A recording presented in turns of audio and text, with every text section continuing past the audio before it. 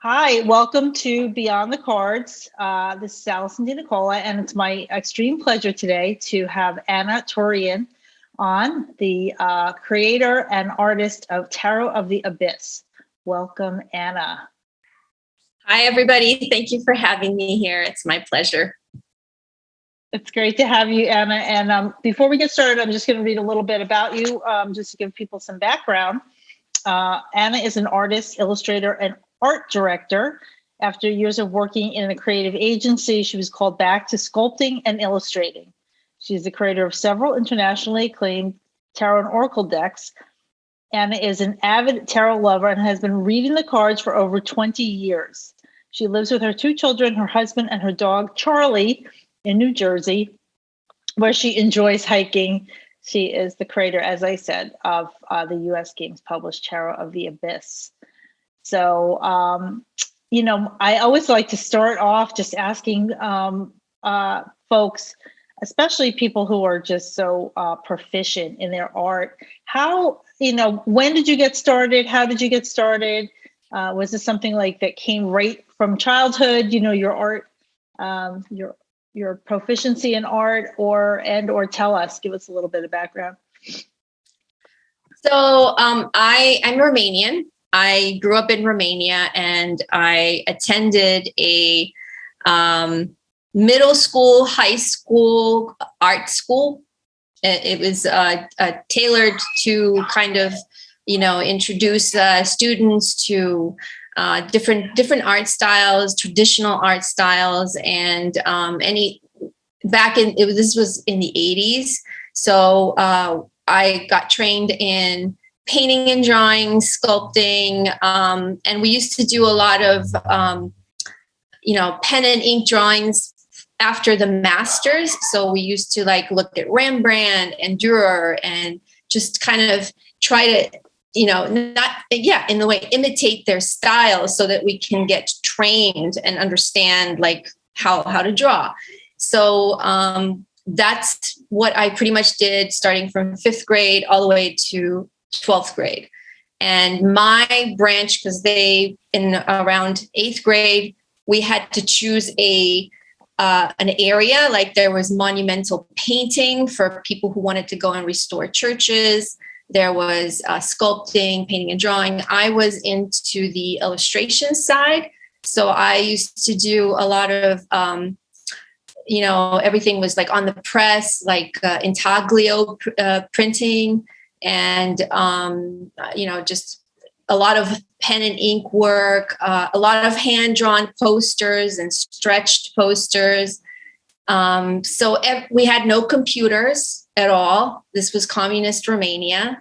So everything was old school, almost like we had this huge printing press for the plates, for the ink plates, that had this huge wheel. And it was now looking at historical stuff, it was like the Rembrandt press, this huge thing. Wow. So I finished that school that gave me a lot of my training. It's a very good school. It's called Nicolae Tonița Art School. It's after a famous Romanian painter. And we went to school Monday through Saturday being the technical art school day. And then I graduated and went on into University of Utah, where I finished with a BFA in painting and drawing. And then I moved to New York, and I finished a master's in communication and package design from Pratt Institute. So I realized that, unfortunately nowadays, with just painting and drawing and the traditional arts, it's very hard to, make a living. And, it's not like before you used to have a patron that would sponsor you. You'd get, get all this, artists didn't make money pretty much anytime. But the idea that I had to kind of go into a business where I could, support myself. And so I entered healthcare advertising, meaning I was an art director for a pharmaceutical advertising agency in New York City. and I created branding, logo design, packaging for the doctors and the new pharmaceutical products that would come out. So that was my life up until 2009. Wow, that's fascinating, Anna. I mean, just all the places that you went from. First of all, starting with the school, I mean, I just think, what if we had, that kind of approach today? I mean, I know there's arts high schools. My kids are both, arts kids, and had the opportunity to go to like regional arts high schools. But it sounds like the school that you went to was had this really intense kind of training, and development. But I'm curious about how you made it from that school and from Romania to Utah. Can you just give us a little bit? How did you get to Utah? So my dad was he was an immigrant. He left communist Romania. He ran away pretty much and got asylum in the U.S. He was a doctor, and he had to redo, do his residency and everything. Mm-hmm. And at that point, this was 1982 when he left, you weren't allowed to leave the country. And it was you couldn't really, see your the person who left. It was very dangerous. We were being monitored because he ran away. But eventually we were allowed to reintegrate the family. So we were allowed to leave. And he was in Utah, and I ended up going there with my mother in Utah. So I got my citizenship and my residency through my father, who was, living in Utah then. So that's how I kind of, they used to take, when you emigrated back in the 80s, you'd go pretty much where you were needed. You wouldn't go to a very high dense place like New York or LA or Boston, where there's a lot of concentration of immigrants. They would kind of send you wherever you were, they would need a doctor or something like that. So that's how I ended up there. And That's a long way from Romania, right? That was it was a 36 hour flight to fly from there to Romania. It would take 36 hours. Yeah, it was not fun to fly. Wow. So the natural segue to, and I understand the natural segue to Pratt, which is, an amazing school, and it has a lot of commercial kind of connections, right, through the art into package design and all of that. So what made you take the leap into tarot? First of all, were you, was tarot a hobby? Were you practicing reading cards?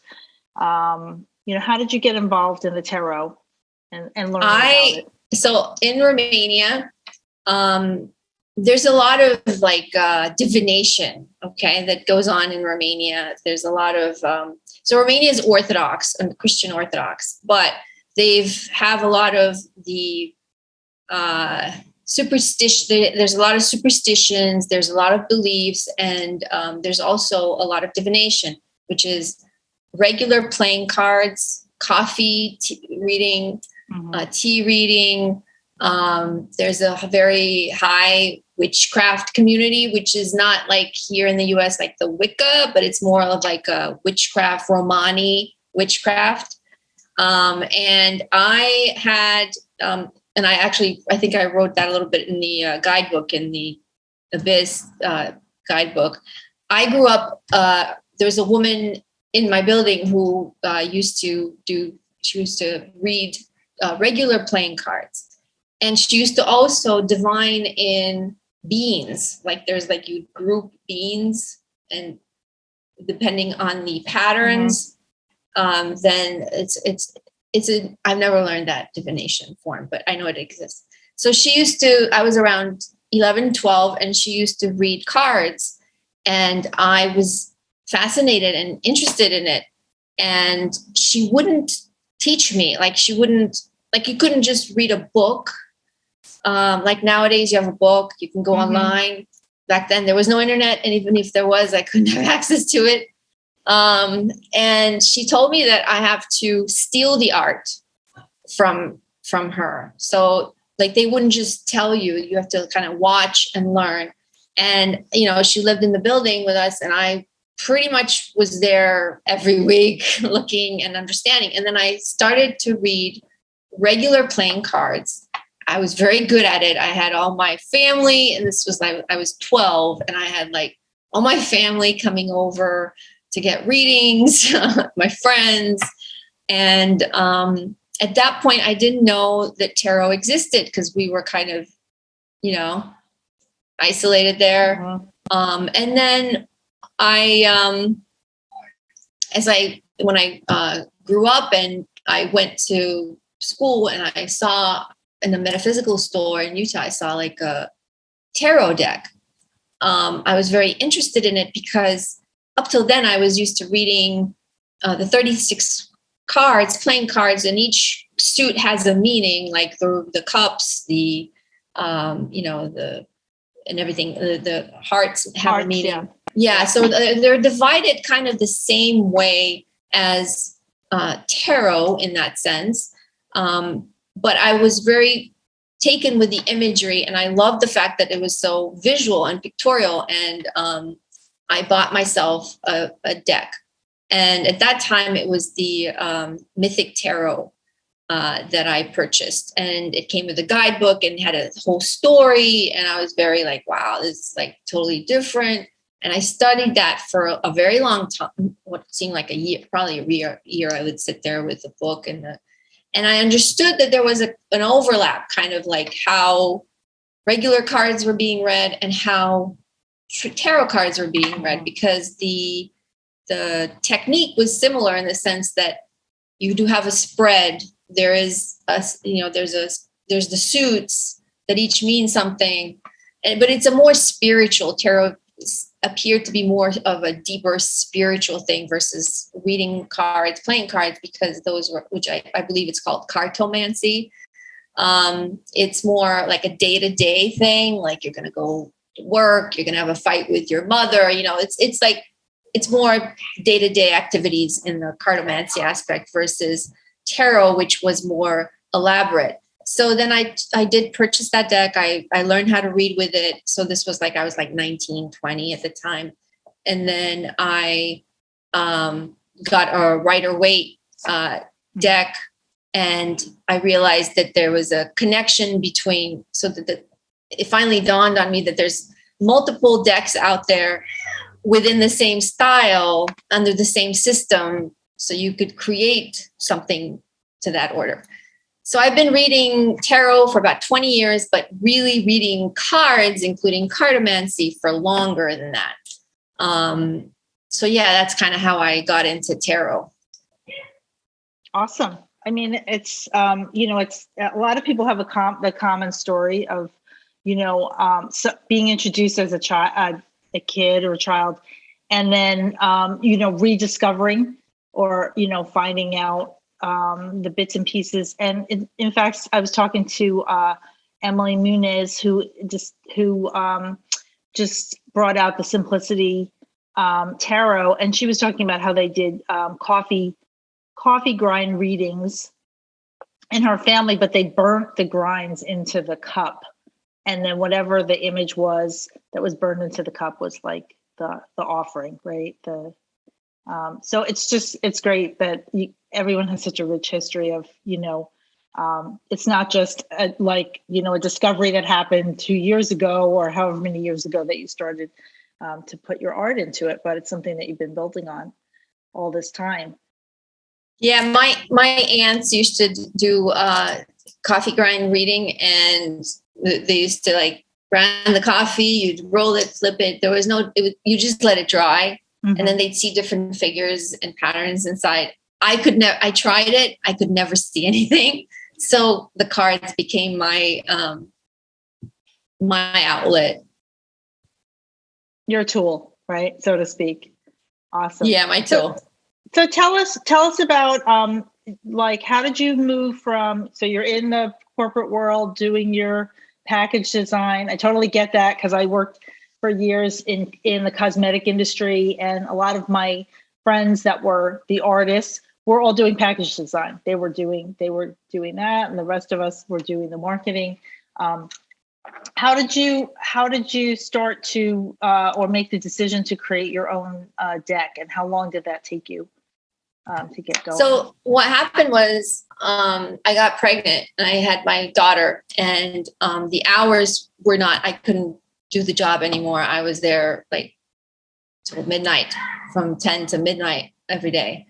So I decided to leave that area, that field, and I stayed home with my daughter.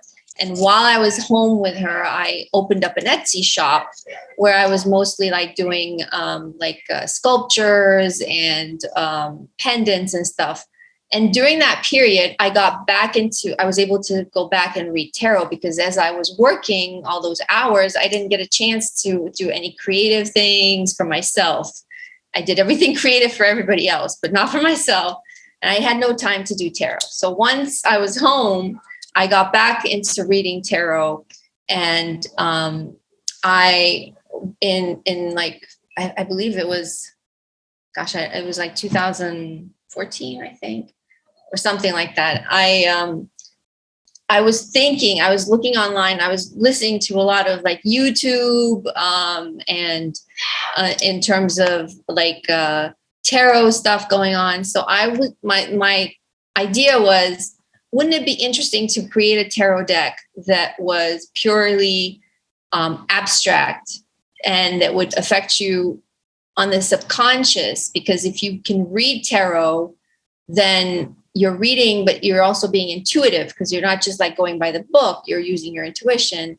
And I was curious, it was more like of an exploration for myself, how to create a Rorschach tarot deck. And based on Rorschach images that I created, and that were for each and every single, card of the deck. So I created it was called the Hidden Waters Tarot. And it was purely a deck to, just step away from traditional imagery and use your intuition. That was pretty much it. It still had the card names at the bottom. Let me see.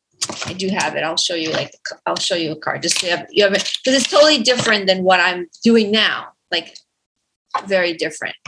So, this was the 10 of Cups. So it's very totally mirrored images.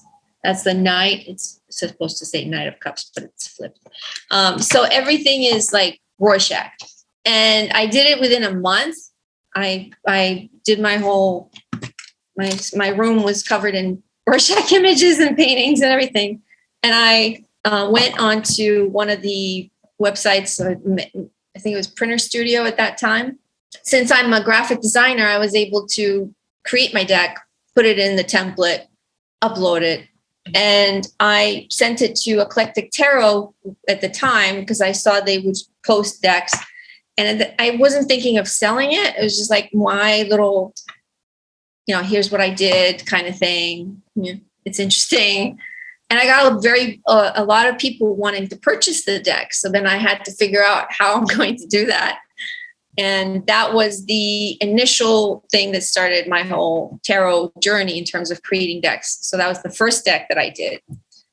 And then I decided to do a Lenormand deck, which was called Claire de Lune Lenormand. And it was totally different than this. It was mostly like pen and ink, but it was a black deck with the line work looking like it was under the moonlight, because it was called Claire the Moon. And so it was Lenormand was shorter, right? It has 36 cards. So there weren't that many cards to create in that aspect. So I created that deck, and that got a lot of good reviews. And it kind of encouraged me to go a little further and say, okay, I can do more cards.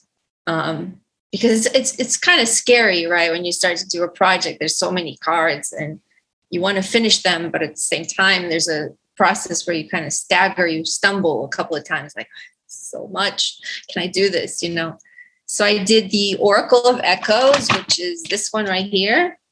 And this one like they're all different. You can see I go from like very watery, abstract-y kind of thing. And this one was done with the community, with the tarot community, because I put out a call on Instagram saying, I'm going to make a deck, an oracle deck. What do you like to see in an oracle deck? What cards would you want that you haven't seen? So I got like a ton of comments, like people, okay, I'd like to see this. Can you have a card on, breakthrough? Can you have a card on depression? Can you have a card on this? So I was creating the cards as the people were giving me like the names that they would like to see. So it was really fun. And at the same time, I got to kind of be more engaged with the community, with the tarot and oracle community. I got to understand oracle also a little better. I was mostly a tarot reader at that time. And so yeah, those 3 decks, the Hidden Waters Tarot, the Claire de Lune Lenormand, and the Oracle of Echoes were all created within like a year and a half. Like they were like, yeah. So that's a lot of output. Yeah. And yeah, I was like on a high of tarot and oracle. And then I got commissioned to work on the Bonestone and Earth Flesh Tarot, which is by Avalon Cameron. She's an Australian, Brazilian tarot reader. And so I illustrated the Bonestone and Earth Flesh deck, which was her concept and, what she wanted to do. And that took about a year to actually draw out. In that case, I did the layout, the book design. She had a very big book. But I was also working on my own, which was the Tarot of the Abyss. So I started this one right when she commissioned me to do the work. And I was already finished with the major arcana. But because I was like trying to focus on that, I put mine on hold because I didn't want the concepts to kind of blend. Especially since this was a very detailed oriented one, I didn't want to get confused. So once that one was finished, I came back to the Tarot of the Abyss and I finished it. Wow. So, I mean, it's just such a labor of love, right? Creating the card decks. And just like you said, it can be, I mean, I've worked on 8 different decks, just doing the writing, not doing but the concept and the writing. And always when I start, I'm like looking down the pike at all of those words where I think, wow, it's, and so you kind of have to pace yourself in that, giving time to kind of go into each of the things. And do you feel like you had to, have you experienced that, like having to live the different arcana cards or, the different experiences while you're creating it? Oh, yeah, definitely. I especially had that with the Bonestone that I illustrated. We were working on the swords and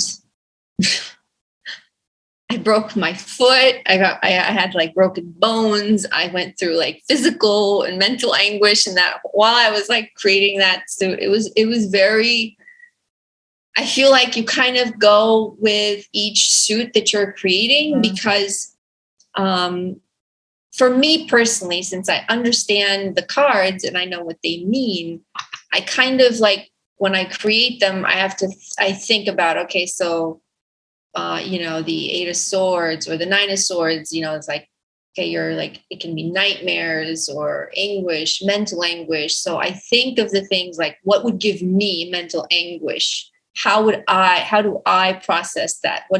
So I do think of each card while I'm working on it, and especially the suit.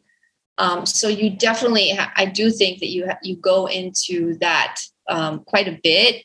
It depends, I think, also if you're working with somebody, like if they're coming up with the imagery versus you.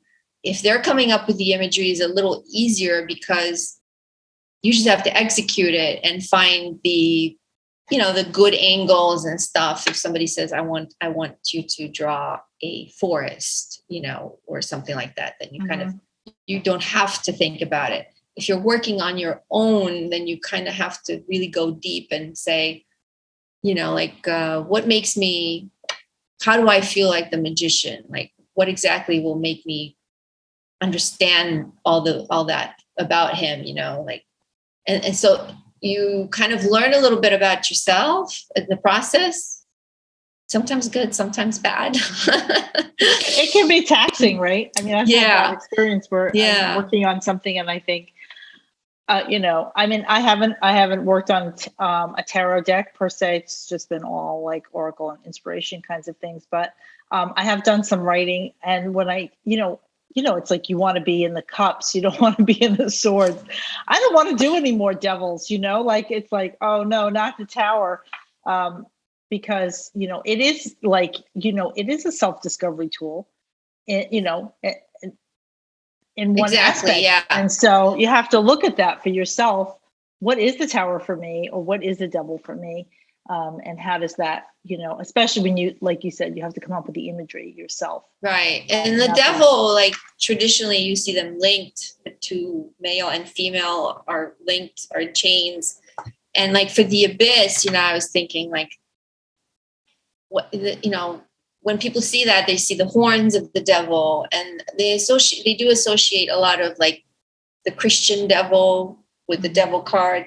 And even though initially that was like, now is how we're creating and we're evolving with tarot, we're trying to focus more on the feeling of being trapped or confined, or what is actually making us, feel that way, feel that we are trapped in our own vices kind of thing. Right. So I am trying to evolve and step a little bit away from the horned aspect of the devil, or the, for different reasons. Actually, it's mostly because for myself, as I'm evolving with my reading, I do have a different take on things now than I did like 20 years ago.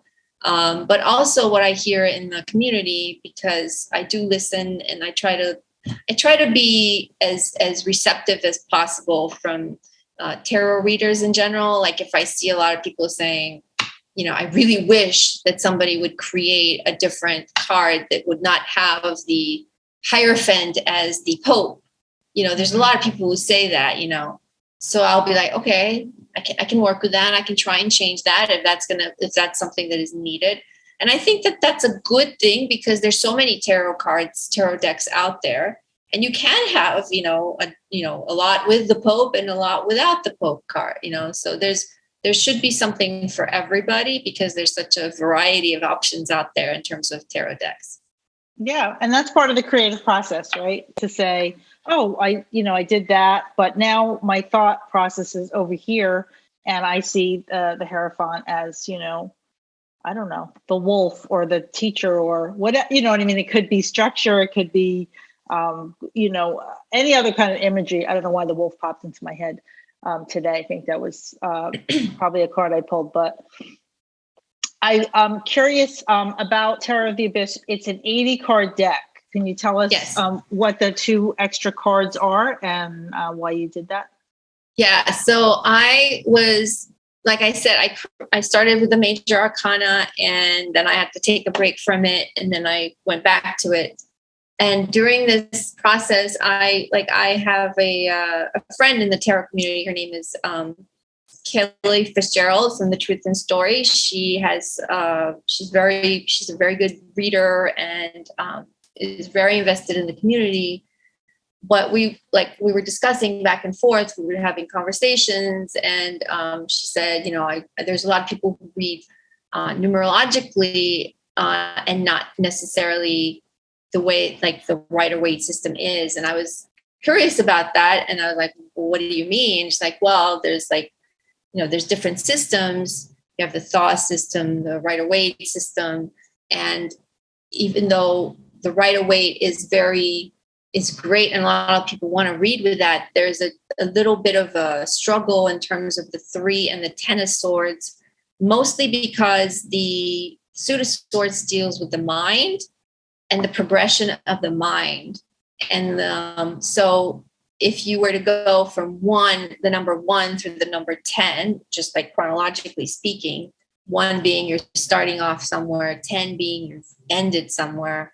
Instead of seeing the 3 of swords as a bad card or the 10 of swords as the bad card, if you think like even in your life, like as you're learning mentally, you go through different stages of progression, and it's actually a good thing when you reach number 10, you are like fully, mentally, you're older, you're wiser. And the 3 of swords was also a problem because traditionally, it's heartbreak, right? But in this, seeing it as a 3 in a numerological sense, it's actually you're gaining knowledge. You're still in the process of gaining knowledge. So I guess it would be similar to the 3 of cups, right? So if you were to take all the suits and go 1, 2, 3, the ace of cups, the ace of swords, the 2 of cups, the 2 of swords, the 3 of cups, the 3 of swords. 3 of cups is like coming together, union, you're having a celebration. You would approach that in the sense for the 3 of swords, which would be a celebration of the mind of gaining more knowledge. So that's why I wanted to add those 2 additional cup cards, because to give that option for readers, in case they wanted to read that way. And also because for the fact that the suit of cups has a lot of the emotional anguish. Also, you have loss in the suit of cups, right?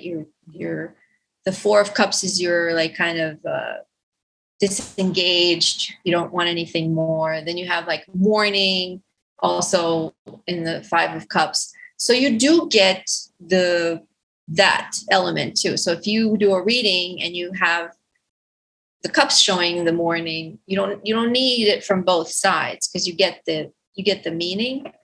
And I didn't want to remove the traditional way of doing it because it is a deck based on Rider-Waite system. Mm-hmm. I just figured it would be interesting and new and give people just a little bit of a shift if they wanted to explore that. So that's why I wanted to add those 2 cards.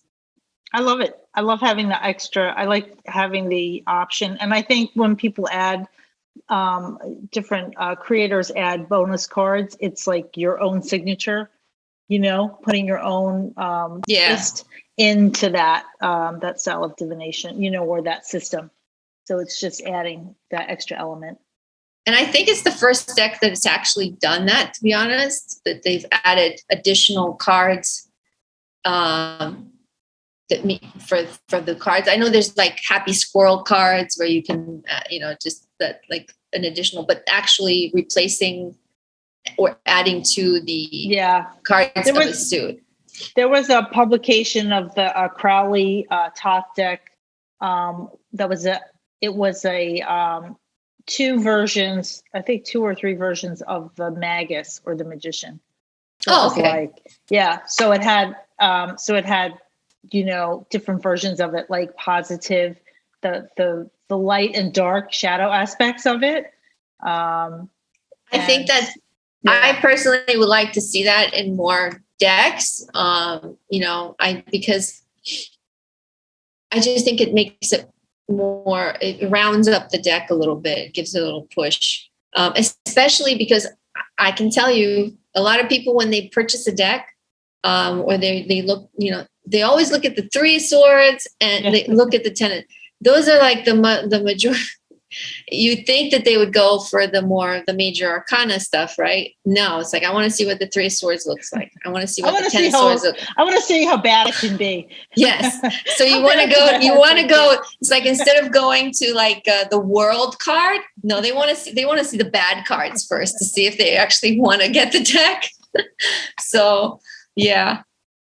But the book was the hardest part for me. The book was hard to write. I mean, in the sense, because I'm not a writer, I'm an artist, and also the fact that I speak English, but grammatically I write in the Romanian style, and Romanians tend to write never-ending sentences. long paragraphs with maybe like a comma.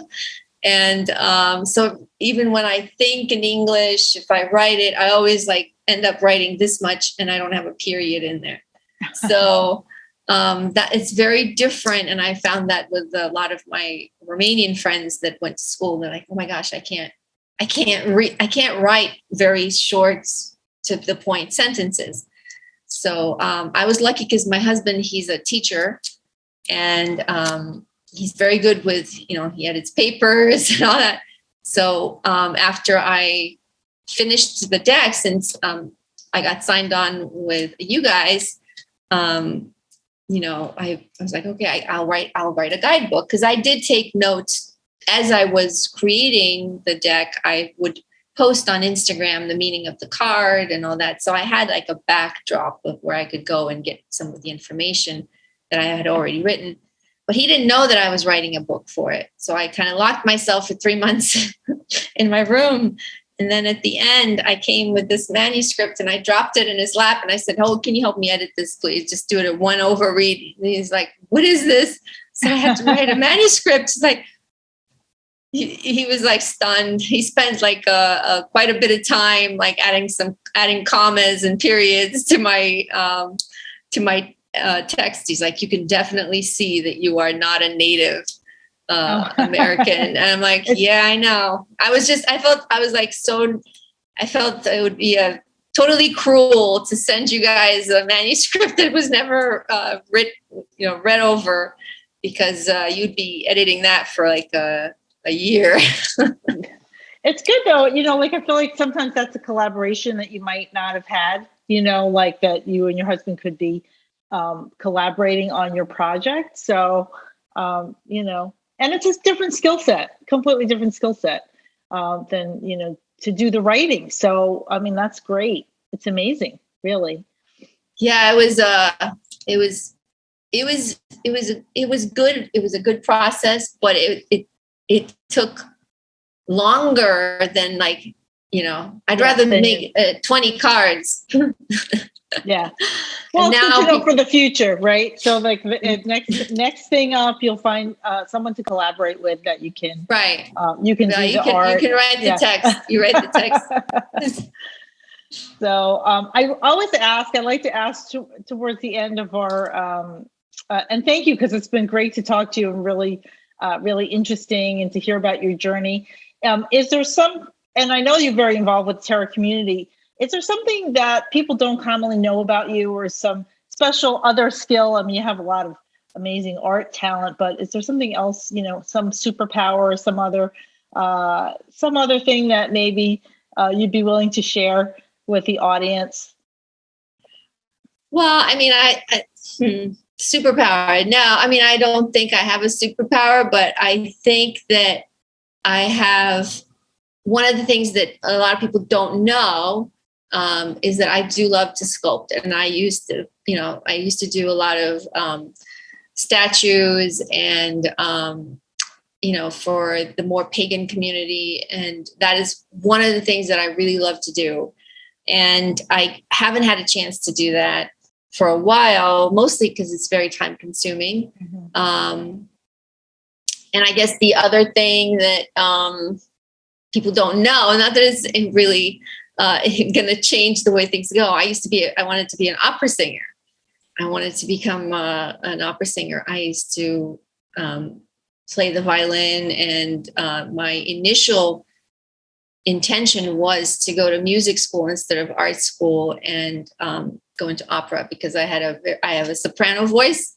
So that was supposed to be my job, my career, for my entire, up until I was probably like 14. Yeah.